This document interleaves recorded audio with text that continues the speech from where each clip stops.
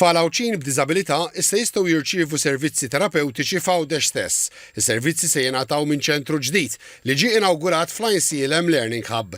L-Aġenzija Support tipprovdiet dan l-ispazju lill-għaqda mhux governattiva Voice for Inclusion li issa għandha ambjent attrezzat u professjonali fejn tilqa' lill-klijenti u twettaq ħidmiet a favur il-persuni b'diżabilità b'mod aktar effiċjenti.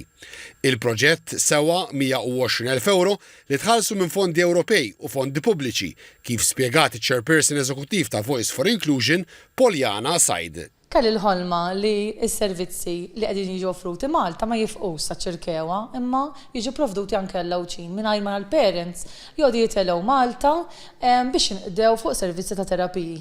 Issa l-ħolma siret realtà grazzi għal fondi tal-Unjoni Ewropea, għal fondi tal-MCVS u anke tas-Social Causes Fund qegħdin jgħinuna biex nagħmlu dan il-proġett sir realtà. Fl-inaugurazzjoni, il-Ministru għall-Inklużjoni u l-Volontarjat, Giulia Farrugia, qalet li l-ftuħ ta' dan l-ispazju huwa turija ta' kemm il-Gvern irid jagħmel inklużjoni realtà għal kulħadd, mhux biss f'Malta imma wkoll f'Għawdex. Kompli tgħid li dan l-investiment jiżgura li l-għaqda Voice for Inclusion ikollha l-appoġġ meħtieġ biex issaħħaħ il-vuċi tal-persuni b'diżabilità.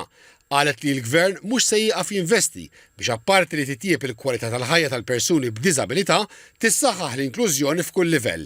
Il-Ministru għal Għawdex Clint Camilleri wara l-fehma li dan iċ-ċentru huwa pass importanti ferm biex it-tfal jingħataw servizzi li qabel kien ikollhom bżonn imorru Malta għalihom.